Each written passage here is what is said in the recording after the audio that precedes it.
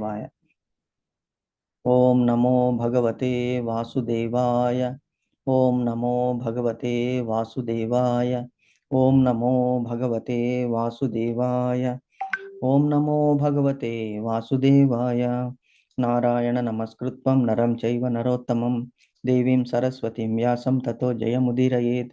नष्टप्रायेषु अभद्रेषु नित्यं भागवत सेवया भागवते उत्तमे श्लोके भक्तिर्भवति नैष्टिकी।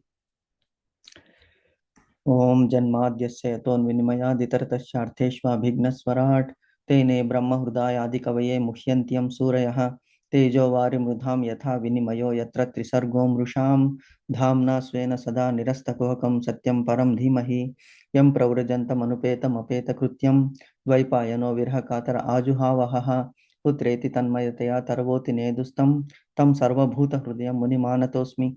निगमकल्पतरुर्गलितं फलं शुकमुखादिद्रव अमृतसंयुतं पिबत भागवतं रसमालयं मुहुरहो रसिका भुवि भावुकाः। ॐ जन्माद्यस्य यतोन्विनिमयादितरतश्चार्थेष्वभिघ्नस्वराट् तेने ब्रह्महृदायादिकवये मुह्यन्त्यं सूरयः तेजो वारिमृधां यथा विनिमयो यत्र त्रिसर्गो मृषां धाम्ना स्वेन सदा निरस्तकुहकं सत्यं परं धीमहि यं प्रव्रजन्तमनुपेतमपेतकृत्यं द्वैपायनो विरहकातर आजुहावहः पुत्रेति तन्मयतया तर्वोति नेदुस्तं तं सर्वभूतहृदयं मुनिमानतोऽस्मि। निगमकल्पतरोर्गलितं फलं शुकमुखादिद्रव अमृतसंयुतं पिबत भागवतं रसमालयं मुहुर्हो रसिका भुवि भावुकाः। हरे कृष्ण कृष्ण कृष्ण हरे हरे हरे राम राम राम हरे हरे हरे कृष्ण कृष्ण कृष्ण हरे हरे हरे राम राम हरे हरे हरे कृष्ण कृष्ण कृष्ण हरे हरे हरे राम राम हरे हरे। एकं शास्त्रं देवकी पुत्र गीतम् एको देवो देवकी पुत्र एव च एको मन्त्रस्य तस्य नामानि यानि कर्मस्येकं तस्य देवस्य सेवा। हरे कृष्णा कृष्ण कृष्ण हरे हरे हरे राम राम हरे हरे। हरे कृष्ण माता जी। हरे कृष्ण प्रभुजी। హరే కృష్ణ మాతాజీ. సో మనము లాస్ట్ వీక్ శ్రీమద్ భాగవతం అనేటువంటి దాంట్లో భాగవతం అనేటువంటి పవిత్రమైనటువంటి గ్రంథము ఆ వ్యాసదేవుల వారు మనస్సుకి అసంతృప్తిగా ఉన్నప్పుడు అన్ని వేదాలు విభజించారు, పురాణాలు రచించారు, ఉపనిషత్తులు రచించారు, బ్రహ్మ సూత్రాలని విభజించి దానికి అర్థాలు రచించారు. అయినప్పటికీ కూడా 17 పురాణాలు రచించారు. ఆయన మనస్సు అసంతృప్తిగా ఉన్నప్పుడు ఆయన సరస్వతి నదీ తీరంలో మన బద్రీ విశాల్ క్షేత్రం మొన్ననే ప్రశాంతి మాతాజీ గారు వెళ్ళొచ్చారు. సో అటువంటి ఆ దివ్య దర్శనాన్ని మనం తప్పనిసరిగా చేసుకోవాలి జన్మలో. సో అది భగవంతుని అనుగ్రహం ఉంటేనే అక్కడికి వెళ్ళడం అవుతుంది. సో మనం అందరూ ప్రయత్నిద్దాము. మేము లాస్ట్ ఇయర్ వెళ్ళొచ్చాము అక్కడికి. అది కూడా గురువు గారి ఆ అనుగ్రహంతోనే. ఆయన అన్నారు మీరు తప్పనిసరిగా వెళ్ళి రావాలని. సో ఆయన ఆశీర్వదించడము ఆ టైం కలిసి రావడం చూడండి. అలాగే లాస్ట్ ఇయరే వెళ్ళి రావడం అయింది. ఎప్పటి నుంచో అనుకుంటున్నాం కానీ కుదరలేదు. సో అక్కడ బద్రీ విశాల్ క్షేత్రంలో సరస్వతి నదీ తీరం ఉన్నది. అక్కడ మానస అనేటువంటి ఒక ప్లేస్ ఉన్నది. ఆ బద్రీ నుంచి I think it is 6 or 8 kilometres. అక్కడ ఒక గుహలో వ్యాస మహర్షి అక్కడ నదీ తీరంలో కూర్చుని ఆయన ఏంటి విచారంతో కూర్చుని ఉన్నప్పుడు నారద మహర్షి వచ్చి ఆ విచారానికి కారణం తెలుసుకుని, నీ మనసుకి తృప్తి ఎందుకు కలగడం లేదు అంటే, అన్నీ రాశావు కానీ అది యాక్చువల్లీ వ్యాస భగవానునికి విష్ణు భగవానునికి తేడా లేదు. విష్ణు యొక్క అవతారమే వ్యాస భగవానుడు. సో అయినప్పటికీ లోకాన్ని ఉద్ధరించడానికి ఇటువంటి క్వశ్చన్ ఆయనతో వేయించుకుంటాడనమాట నారద మహర్షి. సో ఇలాగ నాకు మనసుకి తృప్తి లేదు అన్నప్పుడు, నువ్వు అన్ని రచించావు కానీ ఒక గ్రంథము కేవలము భగవంతుని యొక్క మహిమలు, భాగవతోత్తముల మహిమలు, భాగవతోత్తములు భగవంతుని ఎలా సేవించారు, ఎలాగా అతన్ని మనసులో నిలుపుకున్నారు, ఎలాగా వాళ్ళు పైలోకాలకి అంటే గోలోకధామానికి చేరుకున్నారు, వాళ్ళ జీవితాలను ఎలా వాళ్ళు సంతృప్తిగా జీవితాలని నిర్వహించి జీవితాలని మహా జీవితాలు ఏమిటి జీవులుగా వాళ్ళు ఈ జీవితాల నుంచి ముక్తిని పొందారు. అది రాయాలి నువ్వు. కాబట్టి ఒక శ్రీమద్ భాగవతం అనేటువంటి గ్రంథాన్ని రచించు అని ఆయన నిర్దేశించినప్పుడు వ్యాస మహర్షి ఆ శ్రీమద్ భాగవతాన్ని రాశారు. సో ఈ కలియుగంలో మనకి వేరే ఎన్నో మనము డైవర్షన్స్ వచ్చేస్తుంటాయి. అంటే ఎంతో మంది అట్రాక్షన్స్, ఇది అది 17 పురాణములు, బ్రహ్మ పురాణము, బ్రహ్మాండ పురాణము, బ్రహ్మ వైవర్త పురాణము, శివ పురాణము, స్కాంద పురాణము, పద్మ పురాణము, ఇలా చాలా ఉన్నాయి. గరుడ పురాణము చాలా ఉన్నాయి. కానీ అన్నిటిలో కూడా మీరు ఏ పురాణము తీసుకున్నా కూడా భాగవతంలో నుంచే అక్కడికి వస్తుందన్నమాట. అంటే ఆ అన్ని పురాణాలలో నుంచి ఉన్నది భాగవతంలోనే ఉన్నది. కాబట్టి ఆ భాగవతం అనేటువంటి దాన్ని చదివితే మనకి 21 తరాలు, మనమే కాకుండా మన వెనక ఉన్నటువంటి 21 తరాలు, ముందు వచ్చేటువంటి 21 తరాలు తరించిపోతాయి. అంటే ఎన్నో పాపాలు చేసి మన పూర్వీకులు, మనము అందరూ కూడా నరకాలకి మనం వెళ్ళం. అసలు భాగవతాన్ని చదివితే నరక దర్శనం ఉండదు. నరక దర్శనం ఉంటుంది కానీ యమ మహారాజు మనకి అత్యంత ప్రీతిపాత్రుని రూపంలో మనని దర్శించి ప్రహ్లాదుని తల మీద నరసింహుల వారు ఎలాగైతే తల నిమిరి అతన్ని ఒక్కున కూర్చోబెట్టుకుంటారో, అలాగా యమధర్మరాజు మనల్ని అంత హక్కున చేర్చుకుని భగవంతుని గురించి ఇంత ప్రీతిగా నువ్వు చదివావు, ఇంత ప్రీతిగా విన్నావు, ఉచ్చరించావు, కాబట్టి నువ్వు సార్థక జన్మ నీది అని చెప్పేసి అతన్ని స్వర్గం నుంచి వైకుంఠానికి, వైకుంఠం నుంచి గోలోకధామానికి పంపించేస్తాడనమాట. సో కాబట్టి శ్రీమద్ భాగవతము ఇది ఎలాగ ఉండాలి, ఎలా చెయ్యాలి అంటే, మనము మన దేహం అనేటువంటిది ఒక పాత్ర అనుకోండి. ఆ పాత్రలో పాలు ఏమిటి? మన మనస్సు. సో పాలు ఎలా ఉంటుంది? స్వచ్ఛంగా ఉంటుంది. స్వచ్ఛమైన మనస్సు మనకి ఉన్నప్పటికీ పాత్ర బాగలేదనుకోండి, ఆ డిష్లో ఏదో మరక ఉన్నది, సరిగా తోమలేదు, అప్పుడు ఏమవుతుంది? ఆ పాలు చెడిపోతుంది. ఆ పాలు చెడిపోకూడదంటే ఫస్ట్ వి షుడ్ బి దేహాన్ని మనము చక్కగా పెట్టుకోవాలి. ఆ దేహాన్ని చక్కగా పెట్టుకోవడం అంటే ఏమిటి? అంతర్శుచి, బాహ్య శుచి రెండు అవసరం అన్నమాట. సో దేహాన్ని అందుకే పవిత్రంగా పెట్టుకుని దాంట్లో పవిత్రమైనటువంటి మనస్సుని పాలలాగా, అంటే ఎంత తెల్లగా స్వచ్ఛంగా ఉంటుందో అది కాచి దాన్ని తోడు పెట్టి దాంట్లోంచి వచ్చేటువంటి మీగడతో చిలికి వెన్న తీసి వెన్న నుంచి నెయ్యి చేసి కాచి పెట్టి, అంటే అంతటి కన్వర్షన్ అవుతుందన్నమాట. మనస్సు కన్వర్ట్ అయ్యి ఆ నెయ్యి అనేటువంటి దాన్ని భగవంతుని దీపంలో వేసి భగవంతునికి మనం ఆ దీపం అనేటువంటిది మన జీవితం అనేటువంటి ఆత్మని భగవంతునికి నివేదన చెయ్యాలి అని చెప్తారనమాట భాగవతం. సో ఈ దేహము, మనస్సు ఎంత క్లీన్గా ఉంచుకోవాలి అనేటువంటిది మనము ఎప్పుడూ మనస్సులో పెట్టుకోవాలి. ఓకే, సో మనము ఎక్కడ డిస్కస్ చేస్తున్నాము అంటే, మాతాజీ వాళ్ళు క్వశ్చన్ అడిగారు, ఏమిటి కశ్యప ప్రజాపతి వాళ్ళ సంతానం గురించి చెప్పండి అంటే, ఫస్ట్ ఎక్కడి నుంచి కశ్యప ప్రజాపతి ఎక్కడికి ఎలా వచ్చారు అనేటువంటిది తెలుసుకుంటూ, ఫస్ట్ శ్రీకృష్ణుడి నుంచి ఎక్స్పాన్షన్ ఎవరు అంటే బ్రహ్మ నుంచి ఎక్స్పాన్షన్ రుద్రుడు. ఎలాగొచ్చారు చెప్తారా ఎవరైనా? హరే కృష్ణ మాతాజీ, కనిపిస్తుందా స్క్రీన్?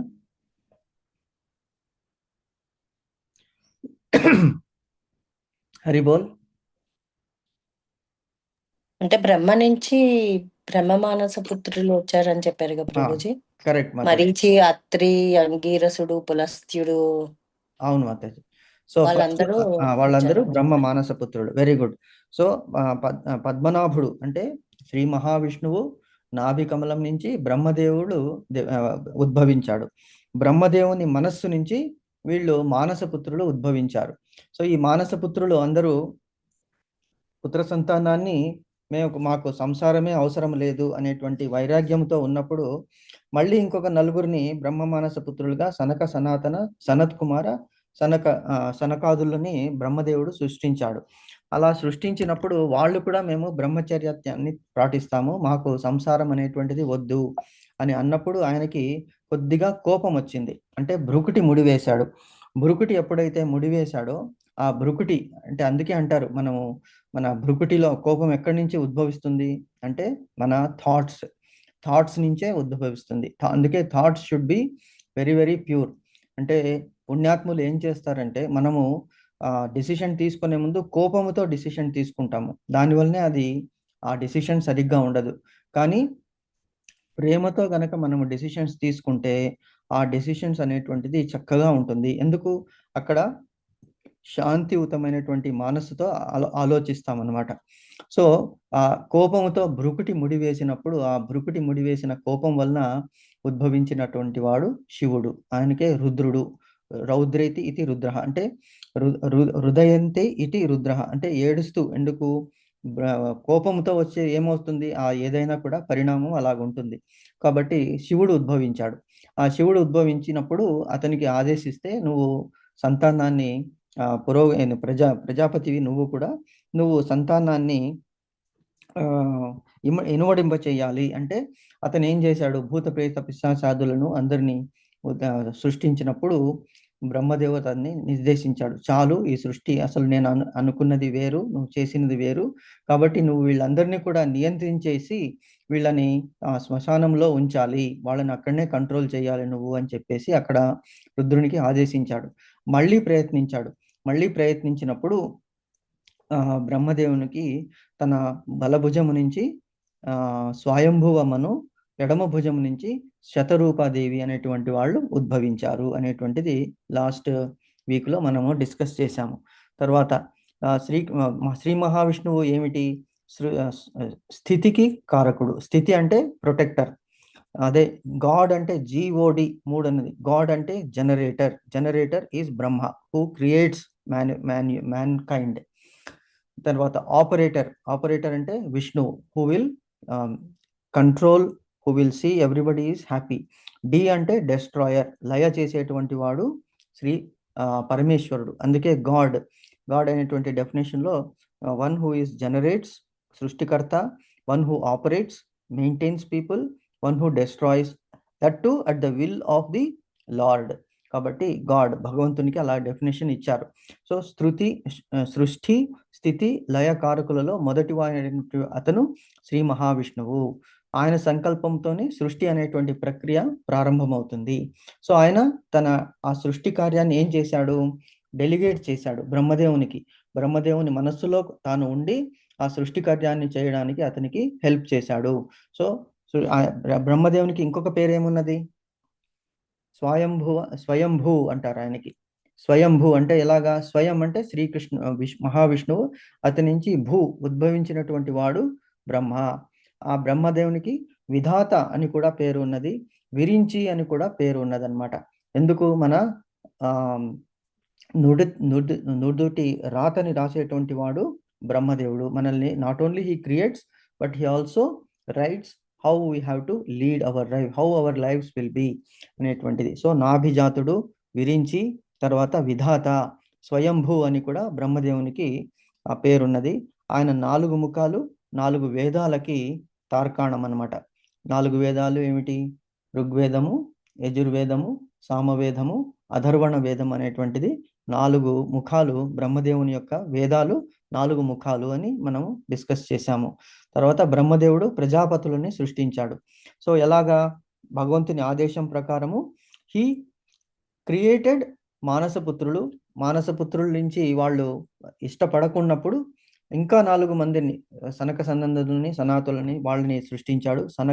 సనాతన, సనత్ కుమార, సనక సనందన అనేటువంటి 4 మానసపుత్రులు. వాళ్ళు కూడా మేము బ్రహ్మచారులుగానే ఉంటాము, 5 సంవత్సరాలు బాలకుల్లాగే వాళ్ళు ఉంటాము అని వాళ్ళు ఒప్పుకోలేదు ఏది, సంతాన క్రియేషన్కి. కాబట్టి వాళ్ళు కూడా అప్పుడు కోపం వచ్చినప్పుడు రుద్రుడు ఉద్భవిస్తాడు. రుద్రుడి నుంచి ఈ భూతగణాలు అనేటువంటి ఉద్భవిస్తుంది. తర్వాత మనం శ్రీ మహావిష్ణువు పాదసేవకురాలు లక్ష్మీదేవి, బ్రహ్మదేవుని పాదసేవకురాలు మానస. అందుకే చూడండి, శ్రీ మహావిష్ణువు లక్ష్మీదేవి పాదాలలో ఉన్నది కానీ తన హృదయంలో పెట్టుకున్నాడు శ్రీకృష్ణుడు. అంటే ఆ స్థానము అదే చాలా ఇంపార్టెంట్. ఎత్ర పూజ్యంతి నారి రమంతే తత్ర దేవత అన్నాడు. అలాగే అంటే ఎక్కడైతే, ఏ ఇంట్లో అయితే ఆడపడుచులను, ఆడవాళ్లను గౌరవిస్తారో, వాళ్ళని చక్కగా చూసుకుంటారో అక్కడ దేవతలు వెలయాడుతూ ఉంటారనమాట. అటువంటి ఇంటిలో సుఖశాంతులకి కొరత ఉండదు, చాలా ప్రశాంతంగా ఉంటుంది వాళ్ళ ఇళ్ళు. సో అలాగే అందుకే స్థానం చూపించాడు, వీళ్ళందరూ కూడా తమ స్థానాలని చూపించారు. మన భార్యలకి ఎక్కడ మనము ఇవ్వాలి స్థానము, శ్రీ మహావిష్ణువు హృదయంలో ఇచ్చాడు. హృదయంలో శ్రీదేవి భూదేవిని హృదయంలో పెట్టుకున్నాడు. మరి బ్రహ్మదేవుడు ఎక్కడ పెట్టుకున్నాడు సరస్వతీ దేవిని, తెలుసా మీకు, విన్నారా? తెలీదు ప్రభుజీ.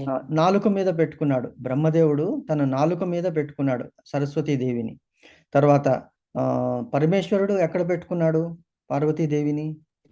పరమేశ్వరుడు సగం శరీరం ఇచ్చాడుగా వెరీ ప్రభుజీ, గుడ్. అర్ధనారీశ్వరుడుగా. Yes Mataji, very nice. అర్ధనారీశ్వరుడు అయిపోయాడు. అంటే సగము నాలో ఉన్నటువంటి శక్తి అంతా కూడా నువ్వే. అందుకే నారీమణులని శక్తి స్వరూపులు అంటారు. కాబట్టి behind every successful man there is a women. ఎందుకు? అదే మనం అంతకుముందు కూడా అనుకున్నాం కదా, నారీ యొక్క ప్లేస్ ఏమిటి? ఓకే, గుర్తు రావట్లేదు. అది ఒక శ్లోకం ఉన్నది,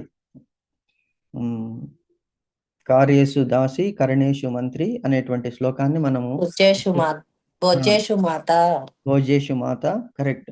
రూపేషు శైనేషు రంభ ఏదో అంటారు. శైనేషు రంభ, రూపేషు లక్ష్మి, క్షమయా ధరిత్రి.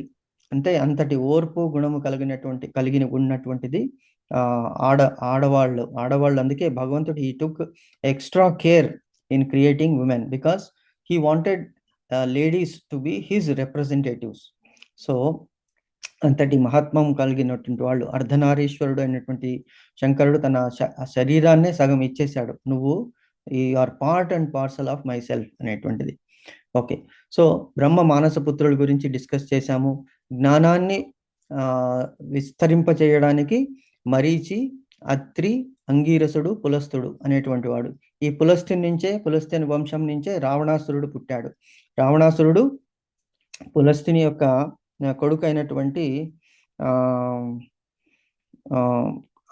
ఆయన భార్య రాక్షసి అన్నమాట. ఆయన పేరు గుర్తు రావట్లేదు, బట్ ఎనీవే. సో ఆ రాక్షసిని అతను పెళ్లి చేసుకున్నాడు. కాబట్టి ఆ రాక్షస స్వరూపంలో బ్రాహ్మణ పుత్రుడు. ఎందుకు? తండ్రి బ్రాహ్మణుడు, తల్లి మట్టుకు రాక్షస అన్నమాట. సో అందుకే అతనికి బ్రహ్మజ్ఞానం ఉన్నప్పటికీ కూడా గుణం ఎటువంటిది వచ్చింది? రాక్షస గుణం వచ్చింది. అందుకే వెరీ వెరీ ఇంపార్టెంట్. మనం ఎప్పుడైనా మన పిల్లల్ని ఎందుకు చూస్తున్నాము, జాతకాలు ఎందుకు చూస్తున్నాము అంటే this is the reason. So సరి అయిన జాతకము, సరి అయిన వంశంలో మన అమ్మాయిలని అబ్బాయిలని గనక వివాహం చేయిస్తే వాళ్ళు తరతరాల పాటు సుఖంగా ఉంటారు, భగవంతుని సేవ చేసుకోవడానికి వాళ్ళు మొగ్గు చూపుతారు. కానీ ఇలాంటి క్రాస్ బ్రీడ్ అంటే వేరే విజాతి మనం వివాహాలు చేసుకుంటే ఏమవుతుందంటే ఇటు కాకుండా అటు కాకుండా వర్ణసంకరంగా మారిపోతారు. ఏమని చెప్పగలము? బ్రాహ్మణుడిని చెప్పాలా, రాక్షసుడిని చెప్పాలా? రెండూ కుదరదన్నమాట. సో దైత్య వంశానికి చెందుతారు. సో అది నేర్చుకోవాల్సింది. తర్వాత ధర్మరక్షకులైనటువంటి పులహుడు, క్రతువు, భృగువు, వశిష్ఠుడు వీళ్ళు ధర్మాన్ని రక్షిస్తారు. ధర్మాన్ని లోకంలో చాటి చెప్తారు. అంటే గురుకులాలను స్థాపించి శిష్యులను చేసుకుని భగవంతుని యొక్క గుణాలని, వేదాలని, అన్ని కూడా విద్యలని శిష్యులకి అందించి ముందు తరాలకి they will pass on what knowledge they have got from Brahmaji. తర్వాత ప్రజాపతులు లోకాలని for creating mankind expansion. Daksha Prajapati. నారదుడు ఒప్పుకోలేదు కాబట్టి అతడు బ్రహ్మచారిగా ఉండిపోయాడు. కర్దముడు బ్రహ్మదేవుని యొక్క వీపు యొక్క నీడ నుంచి పుట్టినటువంటి వాడు కర్దముడు అనేటువంటిది. వీళ్ళ నుంచే దేవతలు, గంధర్వులు, మానవులు మరియు ఇతర జీవులు 84 లక్షల జీవరాశులు వీళ్ళ నుంచే ఉద్భవించాయని తెలుసుకున్నాము. తర్వాత నారద మహర్షి గురించి విన్నాము.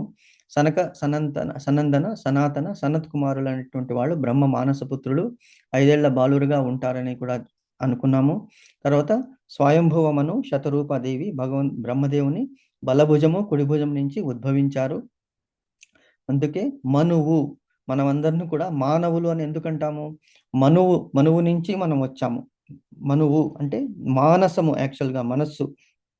బ్రహ్మదేవుడు మనస్సు నుంచి సంకల్పించాడు కానీ ఫిజికల్గా క్రియేట్ చేశాడు. అందుకే శరీర సంబంధంతో ఇప్పుడు మనకి ఆ పుత్ర సంతానం అనేటువంటిది, పుత్రులు పుత్రికలు అనేటువంటిది కలుగుతున్నారు అనేటువంటిది తెలుసుకోవాలి. శతరూపాదేవి వీళ్ళందరూ కూడా భగవంతుని ప్రార్థించి 5 మంది సంతానాన్ని కంటారు. వాళ్ళు ఎవరు అంటే ప్రియవ్రతుడు, ఉత్తానపాదుడు అనేటువంటి 2 అబ్బాయిలు. తర్వాత ఆకూతి, దేవహుతి, ప్రసూతి. ఆకూతి రుచి ప్రజాపతి యొక్క భార్య అయినది. దేవహుతి కర్దమ ప్రజాపతి యొక్క భార్యగా మన మనువు కుమారులే కదా వీళ్ళు. సో శతరూపాదేవి స్వయంభూ మను వెళ్ళి భగవంతుని విష్ణుని ఆదేశ ప్రకారము దేవాహుతిని కర్దమ ప్రజాపతికి ఇచ్చి వివాహం చేపిస్తారు. ఆ కర్దమ ప్రజాపతి దేవాహుతి యొక్క సంతానమే కపిలముని, కపిల మహా భగవంతుడు. ఆ కపిల భగవంతుని సాంఖ్య యోగం అనేటువంటిది విపరీతంగా అది ప్రసిద్ధి చెందింది. ఆ సాంఖ్య యోగంని మనం వినాలి. సాంఖ్య యోగం అనేటువంటిది మీకు మనం భాగవతంలో వస్తుంది. 3rd చాప్టర్లో 3rd క్యాంటోలో కర్దమ ప్రజాపతి దేవహూతి సంతానమైనటువంటి భగవంతుడే అవతరించాడు వాళ్ళలో కపిల భగవంతునిగా. అలాగే ఆకూతి మరి రుచి ప్రజాపతి అనేటువంటి ఆయన కూడా బ్రహ్మదేవుని పుత్రుడే. ఆయన ఆకూతి రుచి ప్రజాపతిలో యజ్ఞం అనేటువంటి పేరు కలిగినటువంటి భగవంతుడు వాళ్ళకి అవతరిస్తాడు. ఆయనని మళ్ళీ పుత్ర సంతాన ధర్మం అనేటువంటిది ఉన్నది. అంటే స్వయంభువు మనకి తెలుసు వీళ్ళందరూ కూడా భగవంతునికి అవతారాన్ని ఇస్తారు కాబట్టి నాకు మళ్ళీ భగవంతుడే నా పుత్రునిగా కావాలని దత్తత తీసుకుంటాడు అనమాట. ఎవరి నుంచి? ఆకూతి మరి రుచి ప్రజాపతికి కలిగినటువంటి యజ్ఞనామక పరమాత్ముని మళ్ళీ స్వయంభూమను తన పుత్రునిగా పెంచుకుంటాడు. అంటే భగవంతుడే వాళ్ళకి చూడండి పుత్రునిగా వచ్చి అనుజ్ఞ వాళ్ళని ఏంటి వాళ్ళకి గొప్ప వరాన్ని ఇస్తాడనమాట, అనుగ్రహిస్తాడు. దేవహూతి మన కర్దమ ప్రజాపతికి పుట్టినటువంటి వాళ్ళు, అవతరించినటువంటి వాడు కపిల మహర్షి. ప్రసూతి పేరులోనే ఉంది. ప్రసూతి అంటే ఎక్కువ కుమార్తెలను కన్నటువంటి ఆవిడ ప్రసూతి. ఆవిడని దక్ష ప్రజాపతికి ఇచ్చి పెళ్లి చేస్తారు. సో వాళ్ళలో చాలా మంది పుత్రికలు పుడతారు. వాళ్ళందరూ కూడా అందులో 27 మందిని చంద్రునికి ఇచ్చి వివాహం చేస్తారు. 13 మందిని కశ్యప ప్రజాపతికి ఇచ్చి వివాహం చేస్తారు. తర్వాత మళ్ళీ అలాగా అంతా మిగతా దేవతలకు కూడా ఇచ్చి వివాహాలు చేస్తారనేటువంటిది ఉన్నదన్నమాట. సో ప్రియవ్రతుడు ఉత్తానపాదునికి 2 సంతానము. ఒకడు ధ్రువ చక్రవర్తి, ఇంకొకడు ఉత్తముడు అనేటువంటి అబ్బాయి. సో వీళ్ళిద్దరూ అతనికి పుత్ర సంతానం. అలాగే ప్రియవతుని వంశం కూడా మనము భాగవతంలో ముందు డిస్కస్ చేస్తామన్నమాట. సో మన్వంతరాలు, మను పేరు నుంచి మన్వంతరాలు అనేటువంటిది వచ్చింది అనేటువంటిది డిస్కస్ చేశాము. సో ధ్రువ చక్రవర్తి గురించి మనం ఎన్నోసార్లు డిస్కస్ చేశాము. సో ఆయన యొక్క గొప్ప తపశ్శక్తికి అదే ఈ ద్వాదశాక్షర మంత్రాన్ని నారద మహర్షి ఆయనకి ఉపదేశించాడు. ఓం నమో భగవతే వాసుదేవాయ అనేటువంటి ఈ మంత్రము నిరంతరంగా ఎప్పుడైతే నువ్వు జపిస్తావో భగవంతుని దర్శనం అవుతుంది. అంటే అతడు ఆ మంత్రాన్ని జపించి 6 నెలల్లో భగవంతుని ప్రసన్నం చేసుకుని సాక్షాత్కరింప చేసుకుని తనకే అయినటువంటి ఒక లోకాన్ని భగవంతుని కృప ద్వారా ధ్రువ మండలం అనేటువంటి ఒక మండలాన్ని, అంటే ఒక ప్లానెట్ని భగవంతుడు క్రియేట్ చేశాడనమాట. ధ్రువ చక్రవర్తి 36,000 సంవత్సరాలు అతడు రాజ్యాన్ని శాసించి అనుభవించి తర్వాత ఆ ధ్రువ మండలానికి వెళ్ళారు. ప్రతి ఒక్కళ్ళు కూడా నీ ధ్రువ మండలాన్ని దర్శించుకునే వైకుంఠానికి రావాలి అని భగవంతుడు నిర్దేశించాడనమాట. సో అంతటి గొప్ప భక్తి పరాయణుడు ధ్రువుడు. సో తర్వాత జస్ట్ ఏమిటి ఈ విష్ణు పరంపర, అంటే విష్ణు యొక్క లీనియేజ్ ఇక్కడి నుంచి జస్ట్ రీక్యాప్ చేస్తున్నాము. శ్రీ మహావిష్ణువు, తర్వాత బ్రహ్మదేవుడి నుంచి ప్రజాపతులు ఎవరు?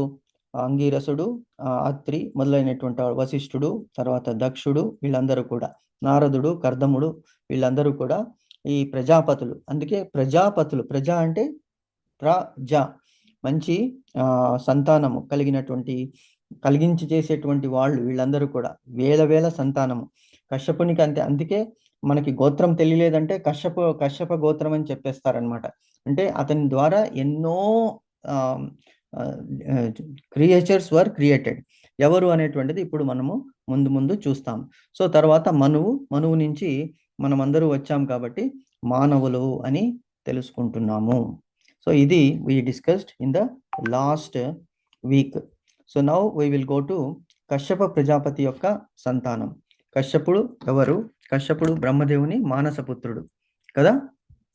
సో కశ్యపుడు ఎలాగా తన సంతానాన్ని వృద్ధి చెందాడు అనేటువంటిది మీ క్వశ్చన్. ఎవరు? మన ప్రశాంతి మాతాజీ అడిగారు.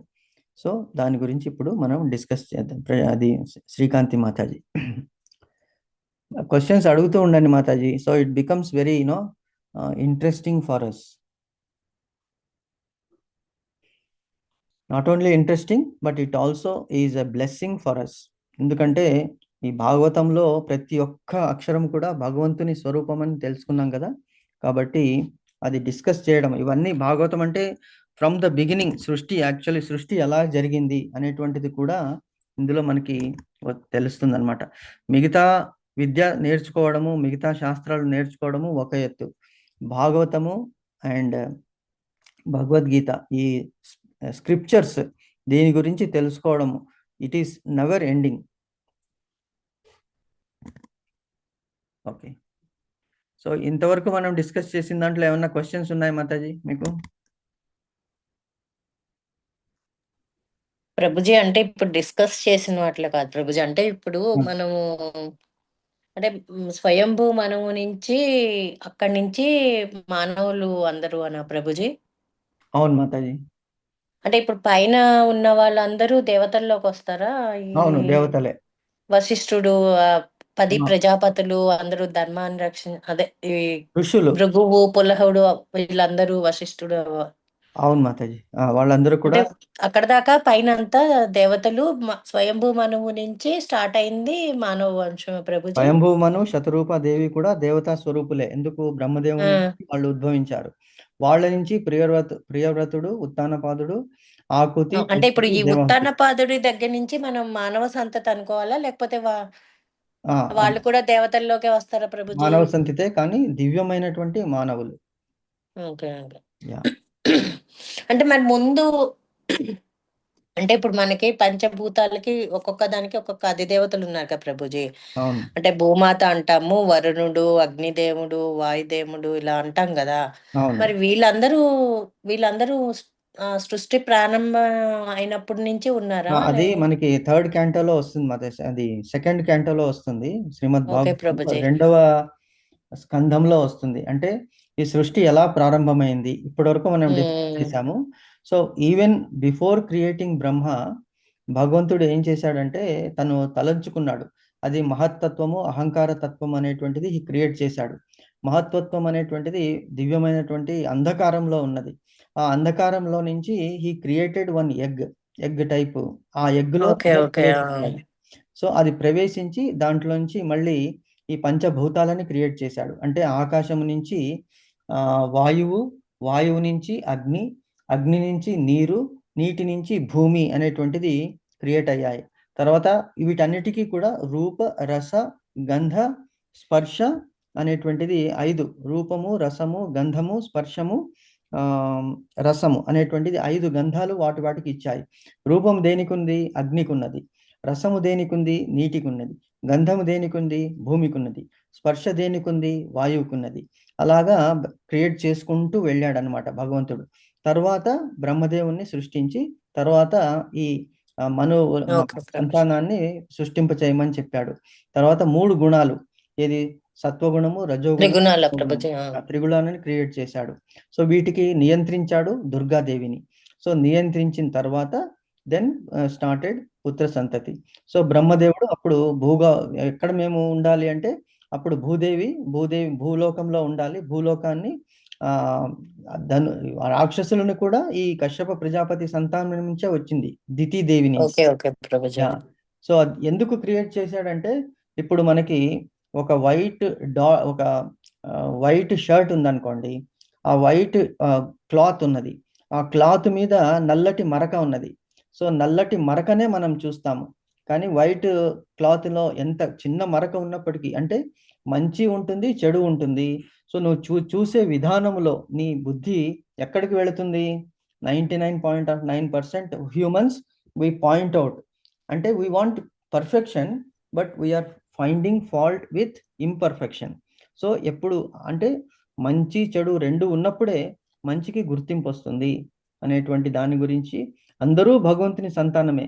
ఒక్కొక్కసారి క్వశ్చన్ వస్తుంది, భగవంతుడు ఎందుకు ఎప్పుడు దైవతా పక్షపాతి, ఎందుకు రాక్షసులని అతను ఎప్పుడు సంహరిస్తుంటాడు, శిక్షిస్తుంటాడు అంటే అది ఎక్సెప్షన్గా ఉన్నది. ఎందుకు? రాక్షసుల్లో కూడా మంచి వాళ్ళు ఉన్నారు. ఎలాగా? ప్రహ్లాదుడు, అతడు రాక్షస సంతానమే కదా, హిరణ్యకశిపునికి పుట్టినటువంటి వాడే. కానీ దైవతా స్వరూపుడైనటువంటి అతడు ప్రహ్లాదుని మనం ఆరాధిస్తాము. ఎందుకు? బికాస్ ఆ పుట్టినప్పటికీ కూడా అసోసియేషన్ ఎక్కడున్నది? నారద మహర్షితో ఉన్నది. కయాదుని ఆ ఇంద్రదేవుడు ఎప్పుడు ఆవిడ గర్భం ధరిస్తుందో, హిరణ్యకశిపుడు చనిపోయిన తర్వాత, హిరణ్యకశిపుడు ఉన్నప్పుడు ఆ గర్భం ధరించినప్పుడు అతను తపస్సుకు వెళ్ళిపోతాడు హిరణ్యకశిపుడు మళ్ళీ. కానీ కయాదు అక్కడ ఆ, ఆ, ప్రహ్లాదుని గర్భం ధరించి ఉంటుంది.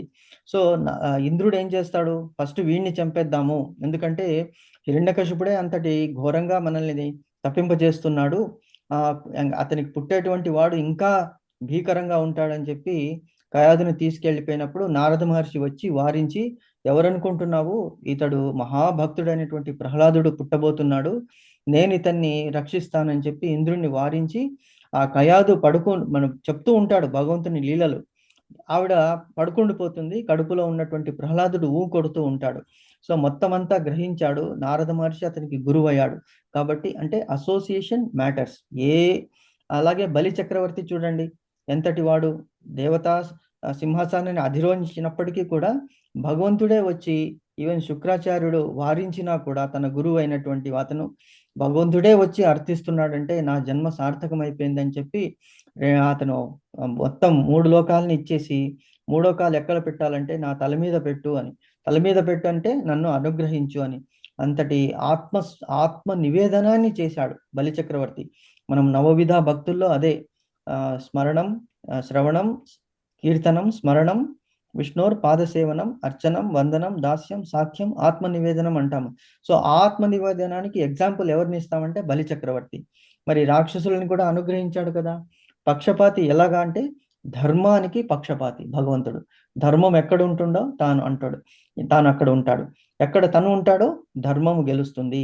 యతో ధర్మ తతో కృష్ణ, యతో కృష్ణ తతో జయ అనేటువంటిది. అంటే షార్ట్గా మనం చేసి యతో ధర్మ తతో జయ అంటున్నాం, కానీ యతో ధర్మ తతో కృష్ణ, ధర్మం ఎక్కడుందో కృష్ణుడు అక్కడ ఉంటాడు, కృష్ణుడు ఎక్కడ ఉంటాడో ధర్మం అక్కడ ఉంటుంది, ధర్మం ఎక్కడ ఉంటుందో అక్కడ జయము, అంటే కృష్ణుడు ఎక్కడ ఉంటాడో అక్కడ జయము తప్పనిసరి అనేటువంటిది మనం తెలుసుకోవాలి. సో మంచి క్వశ్చన్ వేశారు. సో విభీషణుడు కూడా రాక్షసుడేగా ప్రభుజీ, కానీ శ్రీరామచంద్రుని ఆశ్రయించి అది అవును, అది ఎందుకంటే దానికి చాలా స్టోరీ ఉన్నది. ఆయన రావణాసురుడు తండ్రి, ఆవిడ పేరు నాకు కరెక్ట్గా గుర్తు రావట్లేదు, నెక్స్ట్ క్లాస్లో నేను చెప్తాను ఎవరంటే. వాళ్ళ తండ్రి రావణాసురుడి తండ్రి విశ్వవసు అంటారు కదా Prabhuji. Very good, nice Mataji, very good, excellent. అవును, విశ్వవసు రావణాసురుడి తండ్రి. Very good, thank you Mataji, very nice. Vishwavasu. So Vishwavasu భార్య రాక్షసి అన్నమాట. సో ఆవిడ ఏంటి, సాయంకాలం సమయంలో, అదే సంధ్యా సమయంలో కోరుకుంటుంది, నాతో పాటు రమించండి అని కోరుకున్నప్పుడు ఆయన వారిస్తాడు. ఆయన ఎవరు? విశ్వవసు. ఈ సంధ్యా సమయము దేవతాన్ని అర్చన చేసేటువంటి సమయం, అంటే ఆవిడ వినదు. కాబట్టి ఆ సమయంలో వాళ్ళ కలయిక వలన కలిగినటువంటి అప్పుడు సంతానమే ఈ రావణాసురుడు, విభీషణుడు, తర్వాత శూర్పణఖ. కానీ ఆవిడ కోరుకుంటుంది, లేదు, అప్పుడు శపిస్తాడు, నువ్వు ఇలా కోరుకున్నావు కాబట్టి నీకు పుట్టేటువంటి బిడ్డలు లోకానికి కంటకులు అవుతారు అంటే ఆవిడ వేడుకుంది. వేడుకుంటే కనికరించి, సరే ఇందులో ఒకడు మట్టుకు మహావిష్ణువు భక్తుడు అవుతాడు అని అనుగ్రహిస్తాడనమాట. ఎందుకు? పశ్చాత్తాపం పొందిందనమాట. సో అందుకే మనము ఇవన్నీ కూడా మీరు భాగవతంలో ఒక్కొక్క ఎగ్జాంపుల్, అంటే మన జీవితాన్ని తీర్చిదిద్దేటువంటి ఈ గ్రంథాలు, ఈ భగవద్గీత, భాగవతంలో భగవంతుని మహిమ, ఒక్కొక్క మహిమ మీకు చాలా చాలా థ్యాంక్స్ చెప్పాలి ప్రభుజీ. ఎందుకు? భాగవతం అంటే అసలు ఒకసారి దాంట్లోకి వెళ్తే ఇంకా మనకి డౌట్స్ వస్తూ ఉంటాయి, కానీ అన్ని చాలా తెలుసుకుంటున్నాం ఈ భాగవతం దాని మూలన. అవును, అదే క్వశ్చన్స్ అడుగుతూ ఉండాలి మాతాజీ, ఎందుకంటే ఒకదాని నుంచి ఒక లింక్ వస్తుంది. అంటే ఇప్పుడు మనము బావిలో నుంచి నీళ్లు తీస్తుంటే ఫ్రెష్ వాటర్ ఎలాగొస్తుందో అలాగా క్వశ్చన్స్ అనేటువంటిది నీళ్లు తోడుకోవడం అన్నమాట. సో మనం వింటున్నా మనం డౌట్స్ ఎక్స్ప్రెస్ చేయాలి. అంటే మిగతా వాళ్ళని నేను ఏమనట్లేదు, అట్లీస్ట్ విని దాన్ని గుర్తు పెట్టుకోవాలి. ఆ గుర్తు పెట్టుకొని ఆర్ క్వశ్చన్స్ అడగాలి. వినడం వల్ల మనకి రిటెన్షన్ పర్సెంట్ ఓన్లీ 10% ఉంటుంది. కానీ మళ్ళీ మళ్ళీ దాన్ని విని, అందుకే నేను ఈ రికార్డింగ్ ఎందుకు పెడుతున్నాను అంటే, maybe you can read and దాన్ని ఒక్కసారి విని మళ్ళీ మనము నెక్స్ట్ క్లాస్లో